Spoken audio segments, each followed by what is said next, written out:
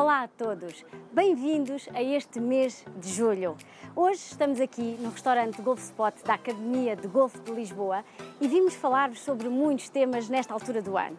Muitos como, por exemplo, o que fazer com as crianças nesta altura do ano, o que fazer, como por exemplo, com o seu parceiro, estimular os relacionamentos, também o largar do trabalho, a preparação deste desmame do trabalho e também do ingresso à faculdade.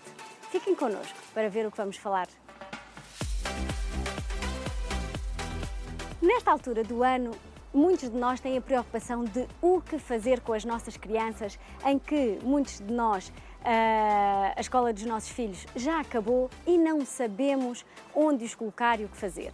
Muitos de nós optam por os colocar nos ATL, outros têm a facilidade de os colocar com os avós, mas outros não têm estas duas opções. E o que fazer?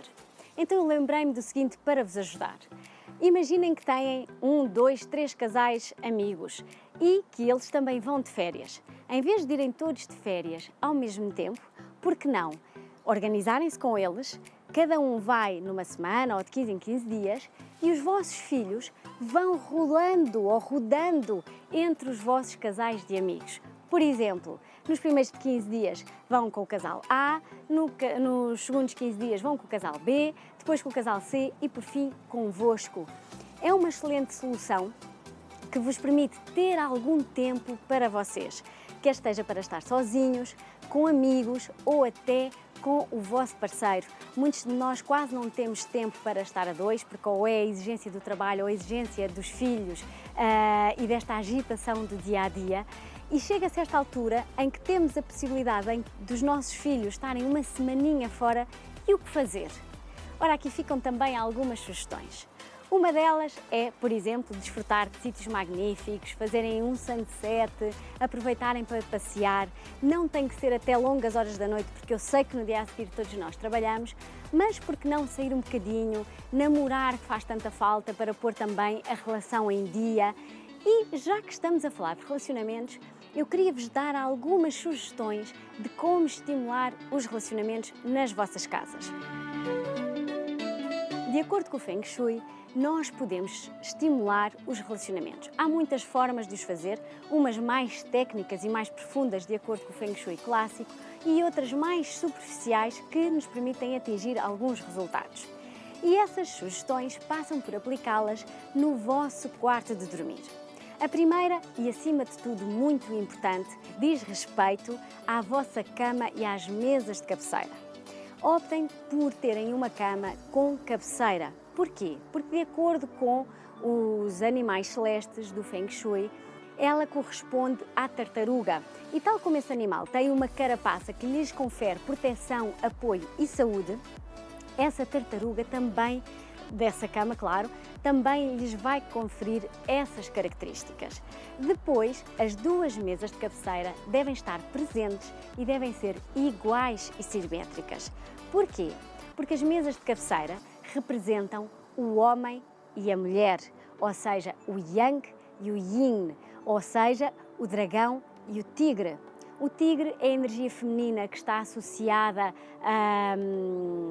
à criatividade, ao gerar filhos, enquanto que o dragão está associado aos negócios e também a toda essa energia mais yang. E o facto de elas serem iguais, ou deverem serem iguais, é porque o yin e o yang eles estão em equilíbrio. E muitas das vezes, principalmente quando temos bebés pequeninos a dormirem no nosso quarto, as pessoas optam por suprimir uma das mesas de cabeceira. O que é que estamos a fazer com isso? A suprimir uma das energias. E é por esta razão que elas devem existir. O porquê de serem iguais diz respeito a para que ambos estejam na mesma forma na relação, ou que tenham pelo menos os mesmos objetivos. É muito engraçado às vezes das consultas que faço, em que é notório quando as pessoas estão numa relação de forma diferente. E esta expressão vê-se nas mesas de cabeceira, ou até aquelas pessoas que, por exemplo, não querem ter uma relação e só têm uma mesa de cabeceira. Tentem verificar isto com os vossos casais de amigos para perceberem como é verdade. Outra sugestão que vos tenho para dar para manterem o vosso relacionamento em equilíbrio é evitarem os espelhos em frente à cama. Esta questão dos espelhos muitas vezes é falada em Feng Shui. E porquê? Porque quando nós estamos a dormir, nós libertamos aquilo que se chama as nossas toxinas, o nosso cansaço, que ao baterem no espelho voltam novamente para nós e temos tendência a acordar mais cansados. Ora, acordar cansado é sintomático que vamos ter falta de paciência para com os outros. Por outro lado, lembrem-se que um espelho duplica a realidade. Então, se nós estivermos deitados numa cama e em vez de 2 virmos 4, o que é que acham que vai acontecer? Pois é, questões de infidelidade. Por isso, lembrem-se, evitem ter espelhos em frente à cama. Se esse é o seu caso e não têm como tirar, uma solução muito prática é taparem-no durante a noite. Outra coisa que também podem fazer nos vossos quartos de casal é terem alguns objetos aos pares, que representam uma vez mais o homem e a mulher. Ainda dentro dos quartos, também para que a energia flua bem, além dos deverem arejar todos os dias, deixar apanhar sol, evitem ter coisas debaixo da cama, para que a energia circule por baixo e possa fazer uma boa regeneração do ar e da energia. Se por acaso tem um sommier e não dá para fazer esse tipo de coisas, opte então por colocar debaixo da cama, isto é, dentro do sommier, tudo o que tem a ver com a atividade de dormir, que sejam eles os atoalhados, os lençóis, os cobertores, os edredons, algo com uma energia mais yin.